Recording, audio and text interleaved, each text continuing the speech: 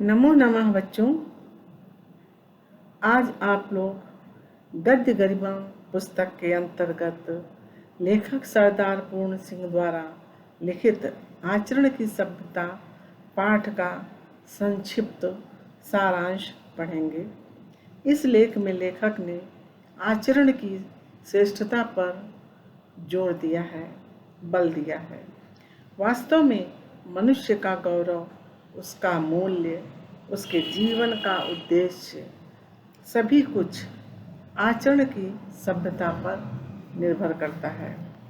लेखक की दृष्टि में लंबी लंबी और लंबी चौड़ी बातें करना, पुस्तकें लिखना और दूसरों को उपदेश देना तो आसान होता है, लेकिन ऊंचे आदर्शों को अपने आचरण में उतारना कठिन है।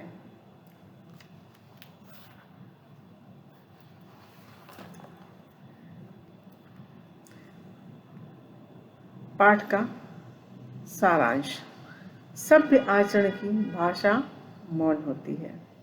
लेखक का मानना है कि सभ्य आचरण नाद करता हुआ भी अर्थात आवाज करता हुआ भी मौन रहता है।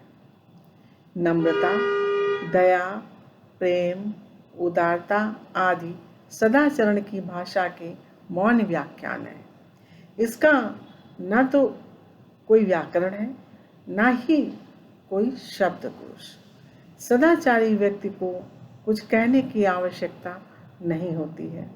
वो तो अपने आचार विचार व्यवहार व अपने शुद्ध सात्विक आचरण से ही पहचाना जाता है। लेखक ने आचरण के मौन कथन का महत्व अधिक बताया है, क्योंकि मौन कथन का संबंध व्यक्ति के हृदय अथवा आत्मा से होता है। सदाचरण को प्राप्त करने के लिए मानव को जीवन रूपी वन में प्रवेश करना पड़ता है। जो व्यक्ति जीवन के जंगल में संवेदनशीलता के साथ प्रवेश करता है, उसके हृदय में निश्चल प्रवृत्ति धीरे धीरे अपना प्रभाव डालने लगती है। जिस प्रकार कोई स्वर्णकार या सुनार अपनी हथौड़ी की धीमी चोट से सुंदर आभूषण गढ़ता है, उसी प्रकार मनुष्य का मधुर, विनम्र व पवित्र व्यवहार ही किसी के आचरण में निखार ला सकता है। सभ्य आचरण का सदाचरण एक दीर्घकालीन प्रक्रिया की परिणति है। लेखक का मानना है कि सदाचार एक दीर्घकालीन प्रक्रिया है। यह कोई जादू नहीं है कि घड़ी घुमाते ही घटित हो जाए, अर्थात व्यक्ति का व्यवहार सारा सकारात्मक रूप से परिवर्तित हो जाए।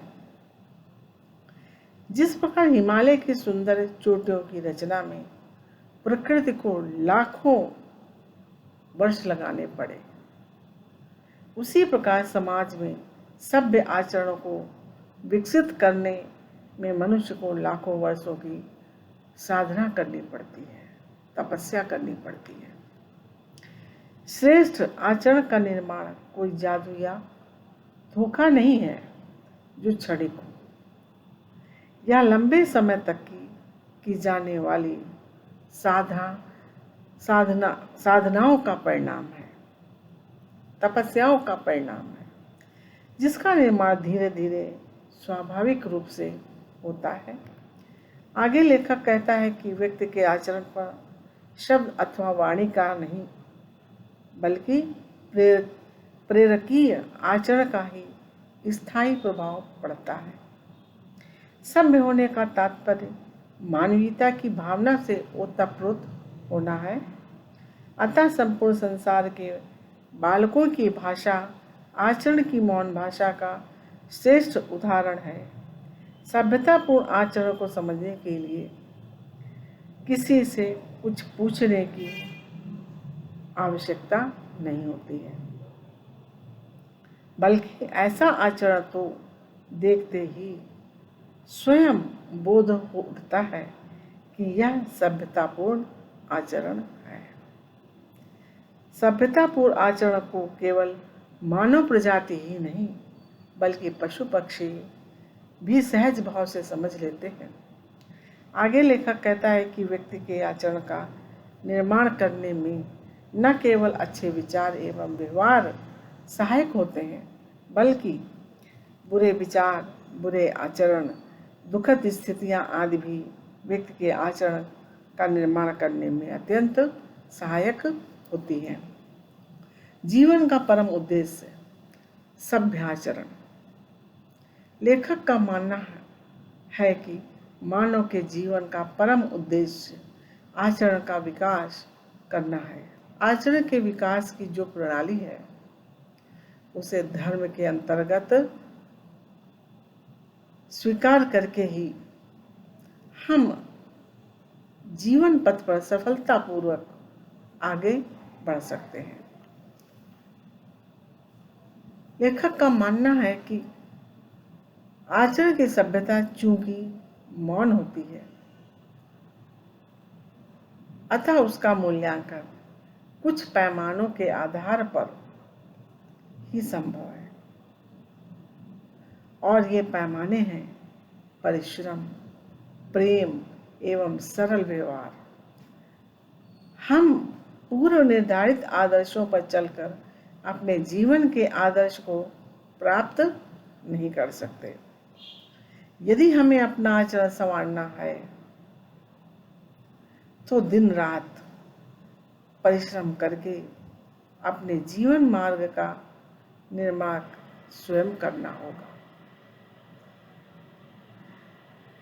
लेखक कहता है कि यदि कोई व्यक्ति अपना आचरण ठीक रखता है, अपने कर्तव्यों का भली भांति पालन करता है, साथ ही उसमें पवित्र आत्मा का वास है, अर्थात उसके हृदय में पवित्र आत्मा निवास करती है, उसके कर्म शुद्ध एवं अच्छे हैं, तो उसके लिए इतना ही काफी है। उसके लिए आध्यात्मिकता और दर्शन के गूढ़ रहस्यों का ज्ञान आवश्यक नहीं है। इस अज्ञान से उसका हित नहीं हो सकता, अर्थात अहित ही होगा। कर्मठता उन्नति का प्रतीक एवं विलासिता पतन का कारण होता है। लेखक ने प्रस्तुत लेख या निबंध में रोमवासियों की स्थिति के विषय में बताया है कि जब तक रोमवासी परिश्रमशील अवस्था में विद्यमान थे, अर्थात वे परिश्रम करते थे, तब तक वे लगातार निरंतर उन्नति की ओर बढ़ रहे थे। किंतु जब वे विलासिता में डूब गए तब से उनका पतन होने लगा। वो पतन की खाई में गिरने लगे। तात्पर्य यह है कि आलसी और विलासी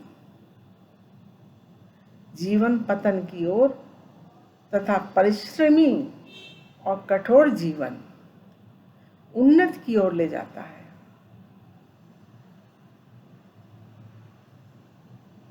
इसके साथ ही लेखक यह कहता है कि विश्व में आचरण प्राप्त व्यक्तियों को ढूंढकर उनके सत्कर्मों को समझकर आचरण रूपी मूल्यवान स्वर्ण प्राप्त हो सकता है, पर इसके लिए भी कठोर परिश्रम करने की आवश्यकता है। आलस्य में बैठे रहने पर आचरण को प्राप्त हम नहीं कर सकते। अगर हम आलसी बने रहे तो हम आचरण को नहीं प्राप्त कर सकते। अतः कह सकते हैं कि लेखक ने समाज की उन्नति एवं आचरण के विकास हेतु कर्मठता पर आधारित जीवन व्यतीत करने का इस पाठ या निबंध में संदेश दिया है। इसके साथ ही लेखक ने बाहरी दिखावे, बाह्य आडंबरों से आत्म उत्थान करने के स्थान पर आंतरिक शक्ति को विकसित करने पर बल दिया है। उसका कहना है, दिखावे में कुछ नहीं रखा है।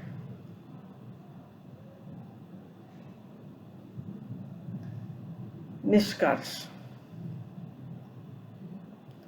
आचरण की सभ्यता ना तो बड़े बड़े ग्रंथों से सीखी जा सकती है और न ही मंदिरों, मस्जिदों एवं गिरजाघरों से। सभ्य आचरण का खुला खजाना तो हमें प्रकृति के विशाल विराट प्रांगण में मिलता है। प्रांगण का तात्पर्य है बच्चों आंगन, विशाल आंगन में मिलता है, प्रकृति के विशाल आंगन में। इसके लिए ना तो किसी संसाधन की आवश्यकता होती है, किसी प्रकार के साधनों की आवश्यकता नहीं होती है और ना ही किसी बाहरी योग्यता की। यही कारण है कि हमें प्रायः श्रमिकों अर्थात मेहनत करने वाले और सामान्य से दिखने वाले लोगों में उत्तम आचरण के दर्शन प्राप्त हो जाते हैं। सामान्य से दिखने वाले साधारण व्यक्ति हैं जो और मेहनती हैं, उनमें उत्तम आचरण के, श्रेष्ठ आचरण के दर्शन होते हैं। बच्चों, ये संक्षिप्त सारांश हमने पाठ का पढ़ाया, बताया। धन्यवाद बच्चों। इससे संबंधित हम आपको होमवर्क बाद में देंगे। धन्यवाद।